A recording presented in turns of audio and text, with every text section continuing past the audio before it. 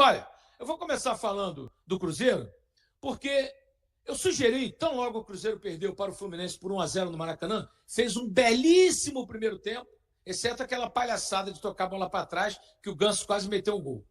Né? Mas 3 ou 4 vezes ali o Cássio ficou aterrorizado com os atacantes na cara dele e os jogadores tocando bola ali atrás por ordem do Diniz, que eu chamei de palhaçada. Para mim isso é palhaçada. Eu nunca vi Tele Santana fazer isso, Carlos Alberto Silva, Carlos Alberto Parreira, Zagallo, Vanderlei Luxemburgo, todos os treinadores gigantescos que eu já acompanhei na seleção, eu nunca vi ninguém fazer isso. Né? Agora está essa palhaçada no futebol brasileiro. Você não vê o Abel Ferreira fazer isso. Você não vê o Abel Ferreira fazer isso. Você não vê o Arthur Jorge fazer isso, os dois portugueses, do Botafogo e do Palmeiras. Né? Uma vez ou outra, toca a bola ali atrás, alguém dá um chutão. Mas ficar tocando bola atrás na área, trazendo o adversário para o seu campo, não concordo. Então, logo após acabou o jogo, eu disse, gente, vamos sugerir que o Diniz concentre os jogadores daqui até o dia 23. Não custa nada. A Toca da Raposa 2 é uma concentração das mais modernas do mundo. Fisioterapeuta, fisiologia, filé mignon, tudo bom e melhor, os melhores sucos, campos maravilhosos para treinar, habitação maravilhosa, camas maravilhosas, tem tudo bom e do melhor. Então não custava nada, já que ele chegou agora, e estamos em final de temporada, e o Cruzeiro precisa chegar à final da Sul-Americana, não custava nada o Diniz ter aproveitado esses 3 dias que ele deu de folga. Vão fazer falta. Jair, mas ontem era eleição, ok. Quem tem o domicílio em Belo Horizonte, domicílio eleitoral, podia ir cedo votar e ir para a Toca trabalhar. E quem não tem, ficava lá na Toca, porque vai justificar o voto. Então isso não é desculpa. Né? Acho que ele errou, mais uma vez, em não concentrar os jogadores. Mas a partir de hoje, os jogadores estarão concentrados. Né? Hoje é dia 7, dia 18 tem um jogo com o Bahia no Brasileirão, é importante vencer. E depois, a grande partida do ano do Cruzeiro, que é ganhar do Lanús no Mineirão e levar uma vantagem, ainda que seja pequena para a Argentina, não importa, para que ele chegue à final da Sul-Americana. Então, espero que essa semana seja produtiva. Né? O Diniz deve dar folga domingo. Então, os jogadores vão trabalhar de hoje até sábado. Será que em 2 períodos, full time? Será? Porque se ele der um período só, é uma vergonha. Né? Ele precisa entender o que é o Cruzeiro, entender o tamanho do Cruzeiro, o gigante que o Cruzeiro é, para dar os treinos de acordo com o tamanho do Cruzeiro. E melhorar a situação dos jogadores contratados. Porque o Wallace está uma vergonha. Está uma vergonha o Wallace. Caio Jorge fez 2 golzinhos, também até agora não disse ao que veio. Por enquanto, só o Cássio e o Matheus Henrique. Os demais não foram aprovados, não. Espero que melhorem nessa data FIFA, que a única coisa boa da data FIFA é você poder treinar a sua equipe. Os treinadores reclamam. Né? Então, vamos ver se ele vai treinar a equipe durante esses dias aí todos, para que o Cruzeiro entre forte e volte a jogar o futebol que o torcedor quer. Porque não é esse futebol que ele tem apresentado nos últimos tempos, exceto o primeiro tempo contra o Fluminense, que foi muito bom. Perdeu gols e gols e gols. Tem que treinar a garotada. Né? Pontaria. Tem que treinar, cabeceio, chute. Sabe? Domínio de bola, tem que treinar tudo. Né? O Lucas Romero, que é um dos destaques do time, né? O Lucas Romero foi um dos que ajudaram muito a campanha do Cruzeiro ainda sem os reforços e depois se manteve como titular com a chegada dos jogadores mais caros, mais badalados, né? Ele só não foi substituído pelo Fernando Diniz no jogo contra o Libertad porque ele foi expulso. Nos outros 2 jogos ele foi substituído. Então, é isso que eu tô querendo dizer. O Diniz, ele tem uma preferência por uma característica de jogador. Isso é independente da posição, né? E ele já demonstrou isso quando ele saca o João Marcelo, ele demonstrou isso quando tirou o Zé Ivaldo. Aliás, no jogo contra o Fluminense, que a zaga do Fluminense tinha uma média de idade de Simões, que a gente chama, de 125 anos. Todos os jogadores muito, mas muito velho. Muitas provocações baratas, mas tudo bem. Ok, e lento. E o Marcelo, que é um craque de bola, mas que ele nem corre para trás mais. O Marcelo já largou, tanto que ele era reserva do time do Mano Menezes, por incrível que pareça. E aí o Zé Ivaldo, ele começou a dar uns balão para frente. Não sei se vocês se recordam. Começou a dar umas ligação direta, umas bolas diretas. E, não é surpresa, o ataque do Cruzeiro, que é um ataque veloz, né? Com o Lautaro, com o Veron, com o Caio Jorge, até o Matheus Pereira chegando ali, ganhou todas, jogar a bola na frente e sair para o abraço. Várias boas oportunidades, até porque essa defesa estava alta. O que o Diniz fez? Ele tirou o Zé Ivaldo. E era chances claras que o Cruzeiro foi empilhando justamente por causa dessa característica dessa última linha defensiva. Então, o Diniz, ele tem isso. Por exemplo, por mais que ele fale na cabeça do Cássio que o Cássio joga bem com os pés, o Cássio não vai virar um goleiro linha, porque o Diniz está falando. E aí, a gente estava lembrando hoje de manhã que o preparador de goleiro do Cruzeiro, que se não é o melhor do Brasil, é um dos melhores, eles, em reunião da comissão técnica com o goleiro Cássio, eles chegaram à conclusão que o Cássio, que é muito bom, que é excelente nessa reposição de bola longa com os pés e com as mãos, né? Que o Cássio não participaria do jogo com os pés, a não ser numa situação extrema, e que a orientação era para que não se corresse nenhum tipo de risco, desde os jogadores recuando pro Cássio e o Cássio também trabalhando com os pés. Ele falou isso, cara. Robertinho falou isso, meu. Ele faz, tá aí, pode procurar no YouTube. A gente pode até recuperar essa fala dele. Então, assim, o cara entende pra caramba, meu. Ele sabe da limitação. O Cássio sabe da limitação dele. E aí ele insiste em fazer esse jogo contra o Fluminense nos primeiros 10 minutos. Foram 4 tiros de meta e 3 entregados, mas assim, absurda, dentro da área. Então, assim, tem coisa que ele não vai abrir mão, como você mesmo já disse, e tem coisa que o time não tem a característica. Não tem, não adianta. Esse caso aí que o Simões falou da seleção brasileira, pior momento da seleção na história das eliminatórias, 3 derrotas seguidas, 4 jogos sem vencer, fora da zona de classificação.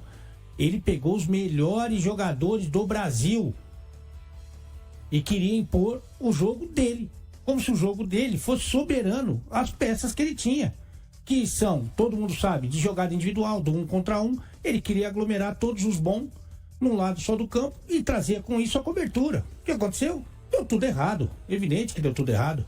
Então, é preocupante. Agora, a gente tem que confiar no trabalho. O Fernando Diniz é um cara que entende de ser humano, entende de futebol, embora ele queira ser o melhor jogador do time, ele entende do bagulho. Se esse período de treinamento for bem aproveitado, se ele souber aproveitar bem, os jogadores entenderem, ele entenderem também os jogadores que ele tem à disposição, poxa, a gente tem que crer que o time vai voltar melhor. Até porque pior é difícil, mas tem que crer que o time vai voltar melhor, e não só pensando no Campeonato Brasileiro, né? Porque só tem uma vitória nas últimas 10 rodadas, e aí não tá só na conta do Diniz, evidente. Mas pensando na Sula, que o Lanús também é bom que a gente diga, hein? 8 jogos sem vencer, 18º do Campeonato Argentino, também não tá lá essas coisas não. Mas o Cruzeiro tá fazendo força pra dificultar, hein? É um cenário importante a ser considerado. Ô Romano, você tá mais na história da confiança ou da preocupação? Da preocupação. Justifique. Da preocupação dentro do que disse o Alê, e eu concordo com ele. Porque é o seguinte, ô Cirilo, na vida isso vale para qualquer um, não é só para treinador de futebol, não, vale para qualquer ser humano. Você precisa ter convicções, mas você não pode ser refém da convicção. Você tem que ser aberto a mudanças. Você só vai conseguir implantar a sua ideia de jogo, a sua filosofia, a partir do momento que você tiver as peças que dê para fazer aquilo. Se não, adapte aos jogadores que você tem. E aí você vai conseguir tirar do jogador o que ele tem de melhor. Não adianta você, por exemplo, tentar... A gente sabe que Zé Ivaldo, zagueiro de força, isso, um zagueiro de imposição física, querer que ele vire um Thiago Silva, que sabe sair jogando. Não é. Não adianta você tentar fazer isso. Não adianta tentar forçar. Você tem que se adaptar às peças que você tem em mãos. E aí fazer com que esse time consiga jogar. Quer ver outro exemplo disso? O Tite foi outro. Com um baita elenco na mão, não conseguiu fazer o Flamengo jogar do que aquilo que se esperava. Perdeu muitos jogadores, mas não conseguiu também fazer. Por quê? Porque as convicções, elas precisam ser maleáveis. Não é que você, mas se eu abrir mão da minha convicção, eu não vou ser eu mesmo, ou não vou ser original. Não existe isso. A sua essência continua sendo original, mas o seu trabalho pode ser diferenciado. O seu trabalho pode ser mais, né? Vai ser uma metamorfose. Aí você mostra o quanto você tem essa capacidade, fala, esse cara realmente, ele pegou ali o que ele tinha e conseguiu fazer um baita de um trabalho. O treinador do Palmeiras é um exemplo disso. Quando o Diniz foi contratado pelo Cruzeiro, a gente destacava quanto a característica de trabalho e a maneira como ele trabalha no dia a dia, esses exemplos citados pelo Alê, com a base no que você falou também, Romano. Ele é um cara que tem a característica de trabalho dele, que o time dele é conhecido a maneira como joga, muito tempo atuando no Fluminense, trabalhando no Fluminense, então ficou muito claro como ele gosta de jogar. Mas o que é importante destacar é que nem todo time é igual, né? Exatamente. Nem todo grupo é igual.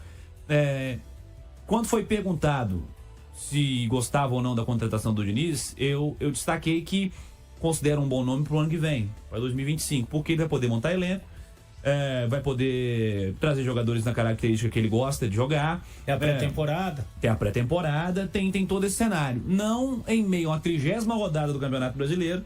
Ele pegou um pouco antes que isso, 28ª, 27ª rodada do Brasileiro, querendo fazer uma grande mudança que é impactante. Esse caso do Cássio, por exemplo, ele é muito impactante. E não tem jeito, né, gente? Hein, Simões? O Cássio, sabendo ou não sabendo jogar com os pés, ele vai ser o goleiro titular do Cruzeiro nos próximos 2 anos, né? Sim, com certeza. Possível, né? Com certeza. Não dá pra imaginar que você contratou o Cássio e vai contratar um goleiro que sabe jogar com os pés pra jogar no que vem, né? Eu não acredito nisso também. E também não acredito, já que você falou nisso, é um ponto que eu considero bem relevante. Eu não acredito em trabalho a médio prazo, o treinador no futebol brasileiro, sem o resultado. Sem ganhar, né? Então se fala assim, o Fernando Diniz vai ser legal pro ano que vem. Se tiver ano que vem pro Diniz. Se esse ano ele não for absurdamente mal, né? Além do que, a gente tá falando do Pedrinho, que é excelente administrador. Não precisa eu falar aqui, né? A vida dele fala. Mas ele é muitas vezes um torcedor, né? Ele é um torcedor. Então ser eliminado aí da... Deixa eu até bater na madeira aqui. É eliminado da Sula. Dá pra não quebrar o dedo aí. Mas tem que bater forte. Se você engata ali uma sequência de resultados ruins, de desempenho ruim no Brasileiro, quem que garante que o Fernando Diniz passa o Natal aqui em BH? Ninguém garante. Nem o Pedrinho garante. Então, assim, falar em trabalho a médio e longo prazo no futebol brasileiro, pra mim é utopia. E eu vou te falar que eu caí nessa pegadinha aí do Simões. Eu tinha convicção, assim como você, que o Diniz ia implantar o método dele, mas não com 2 dias de treinamento, já passar um montão de coisa para jogar a quartas de final da Sul-Americana. Isso aí eu achei que ele fosse... Sabe? Assim, não vai dar tempo, né? Não vai mexer com isso. Isso, vamos deixar, esse jogo aqui eu vou até observar de perto, para ver o que vocês estão fazendo aí, mas faz o que vocês estão acostumados. Uma bola, um escanteiozinho, vamos fazer um escanteiozinho aqui, só para... Sabe, uma coisinha que... Mas não vou mexer. Mas ele mexeu, eu trouxe a informação, inclusive no seu comando, que os caras estavam um pouquinho impactados, que já era muita mudança para 1 dia de treino. E a gente viu que ele trouxe muito mais confusão do que solução para os jogos, né? É aquele negócio, água demais mata a planta. Opa! Cara, é porque, ô Simões, para um grande profissional, essa adaptação tem que existir, né? O entendimento de que nem todo elenco é igual, nem toda característica de jogador é igual que você tem à disposição e nem sempre vai dar para fazer o que você acha que é o ideal para o futebol, né? E é interessante, né, o Ciro, como é que a gente percebe o sentimento do torcedor, né? PH talvez seja Paulo Henrique, né? Tá dizendo aqui, sempre Simões. Primeiro bateu no Vidalba ruim baixo. Não é ruim, ele só é baixo. Pra zagueiro, pra minha opinião, e a minha maneira de ver futebol. Agora o Diniz ruim técnico. Não, o Diniz não é ruim técnico, ele passa por um momento muito complicado. E eu acreditava muito que ele poderia fazer do Cruzeiro um renascimento, um ressurgimento, algo que, por exemplo, o Luxemburgo fez em 2003, né? E porque ele tem material humano, tem estrutura de trabalho, tem toda essa situação. O que me preocupa até, você está dizendo aí do Diniz, os jogadores, a gente não pode esquecer também que a janela que o Fluminense do Diniz fez no início do ano foi desastrosa. Desastrosa. Douglas Costa já até saiu. Já nem ficou, né? Renato Augusto não aguenta jogar. Não, nem tá entrando. Não, tá ficando no banco, mas não entra com o banco. Não tá entrando. Um volante Gabriel Pires que é o que era do Botafogo. Horrível. O Diogo Barbosa às vezes joga porque não tem como, não tem outro. O Terans, que uma coisa assim lastimável. Felipe Alves, um goleiro contratado porque sabe jogar com o pé, mas é ruim com a mão. Era do Ceará, do Fortaleza? Fortaleza, mas é ruim com a mão. Pequeno também, baixo. Vamos ali daqui a pouco falar daqui a pouco. Não gosto. Não falaria. Goleiro, zagueiro, baixo, eu não gosto. Eu se sou treinador, eu não contrato. Aí o Marquinhos que veio, que apareceu bem, ele pôs de lateral direito, né? O Marquinhos. Que sumiu também. Trataram um Lucumi lá, um colombiano, que achava que era o novo Arias, mas que não... Entendeu? Agora depois na janela de meio de ano aí, que conseguiu o Serna, um Thiago Silva que voltou, né? Tentar arrumar a casa, né? Antônio Carlos, zagueiro, voltou para substituir o Nino. Um desastre. A diferença é muito grande. Aquela filosofia que ele acredita, tomara que não consiga implantar no Cruzeiro, né? Que não tem jogador ruim, que tem o ser humano. No caso dele, ele contratou um montão de ser humano ruim. Não, até bom, né? Como jogador. O Douglas Costa, Não, Renato não Augusto. tô falando nem dos velhos. Ah, não, Os entendi. velhos, acho que muito, talvez, influenciado pelos mais experientes do grupo, Felipe Melo, Marcelo. Mas aí você vai e pega assim, vamos pegar o Cruzeiro, né? E eu acho que todo treinador tem que começar a montar um time de trás para frente, né? Eu acho que no futebol atual é muito mais importante você conseguir arrumar uma defesa sólida e depois ir arrumando o time para frente, Sim. até para poder te dar segurança, te dar estrutura de jogo, né? Aí você pega Cássio, Williams, Eivaldo, João Marcelo e Marlon. O Cruzeiro tinha uma defesa que o torcedor sabia na ponta da língua. Não, e foi um destaque E da confiável. temporada, né? E confiável. E aí na destaque. lateral esquerda ali ainda tem o Kaique, né? Tem o Vidalba, que é uma opção, que às vezes joga na zaga, joga de lateral esquerdo, essa coisa Não toda. tem lateral de Aí ele reserva chegou. só. Aí ele tirou o João Marcelo, que era o melhor zagueiro do time, né? É. Tirou o João Marcelo. Por opção, tirou o João Marcelo. Aí, agora no último jogo, ele tira o Zé Ivaldo pra pôr o Wallace de zagueiro.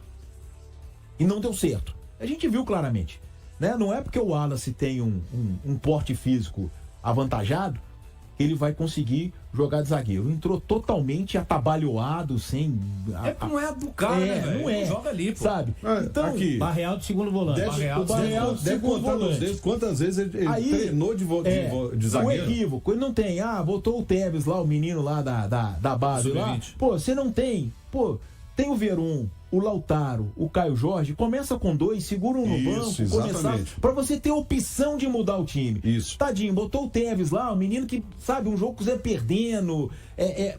Então, quer dizer, tomara que essa parada da data FIFA permita ao Cruzeiro do Diniz tomar um novo rumo. Mas o que eu vi até agora é extremamente preocupante. A amostra deixou preocupado, né? A regressão, ela é evidente. E olha que o time do Seabra não estava rendendo bem, hein?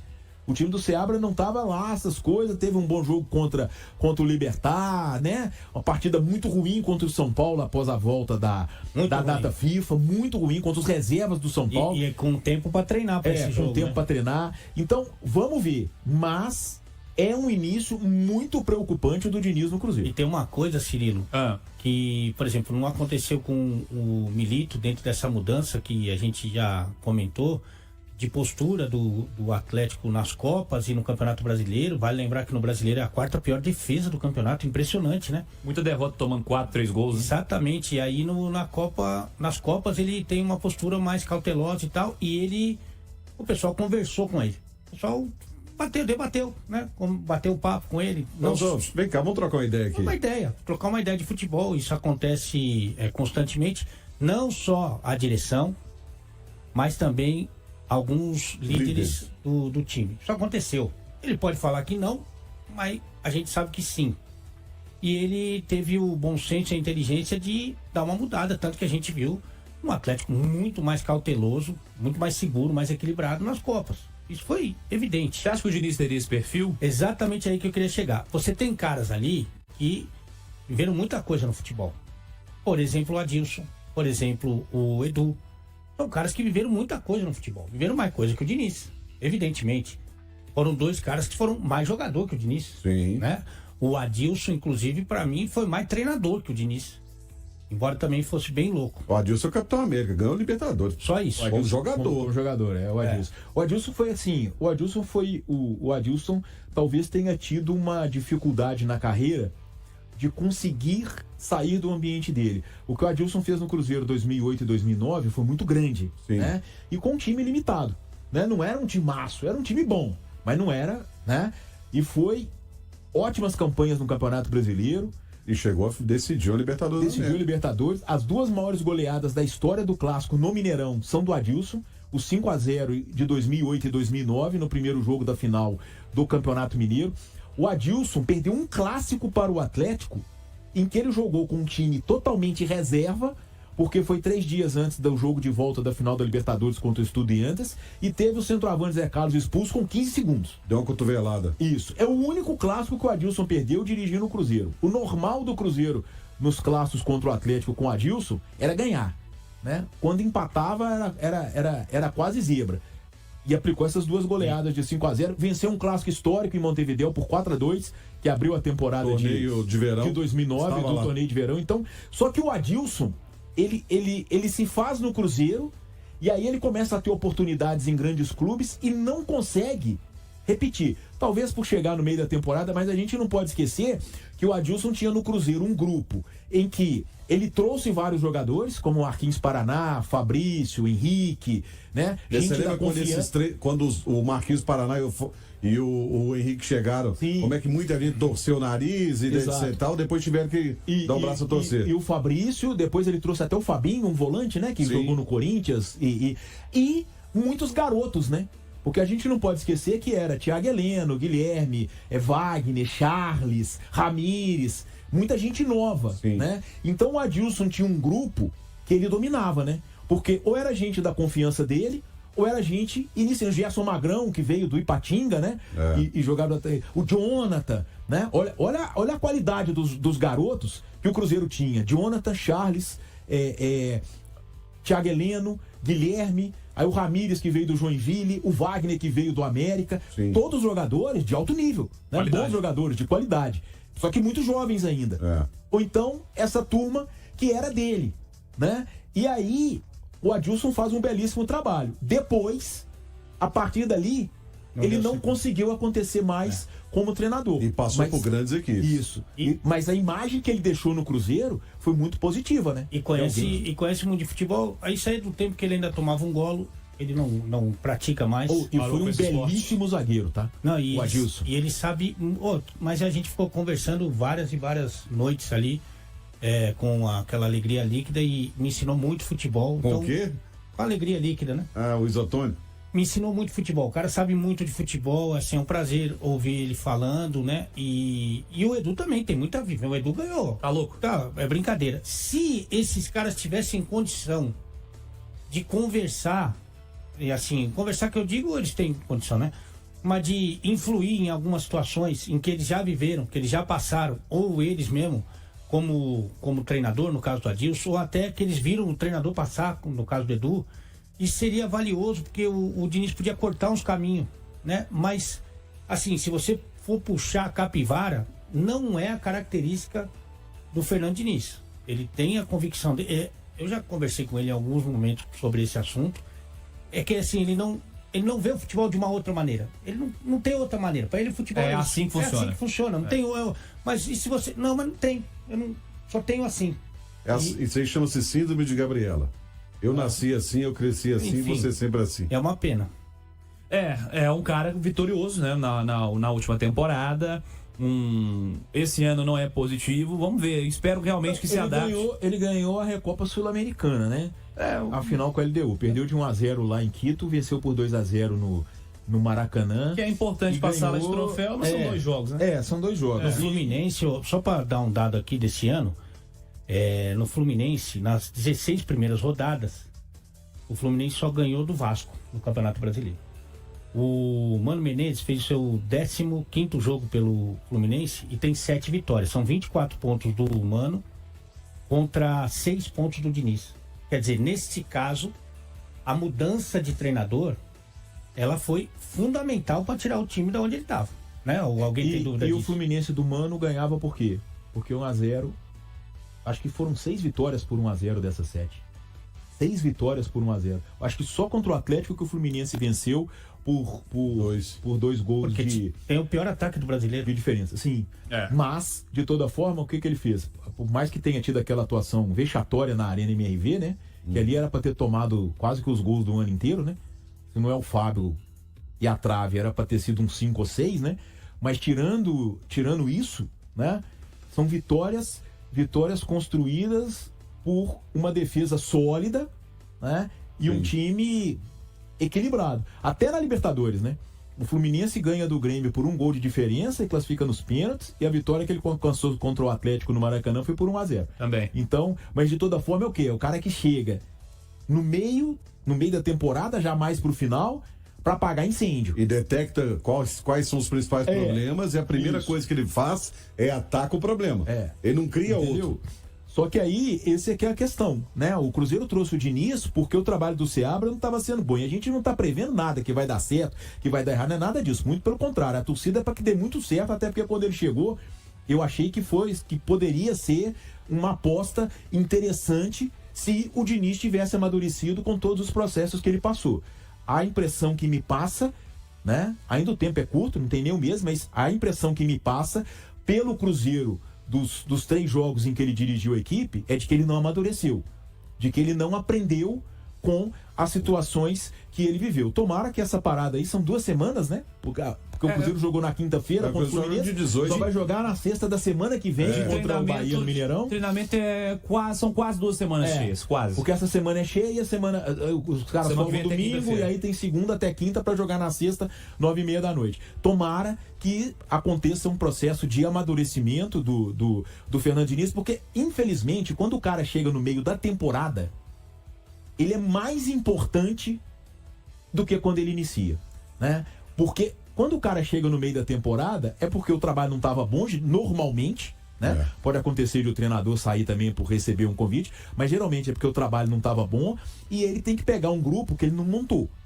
né? Então ele precisa saber ter também essa questão da administração do grupo. Ainda mais um grupo como o do Cruzeiro, que já é pequeno, né? E que passou por muitas mudanças já no meio da temporada e o treinador que estava aí também enfrentou essa necessidade de adaptação.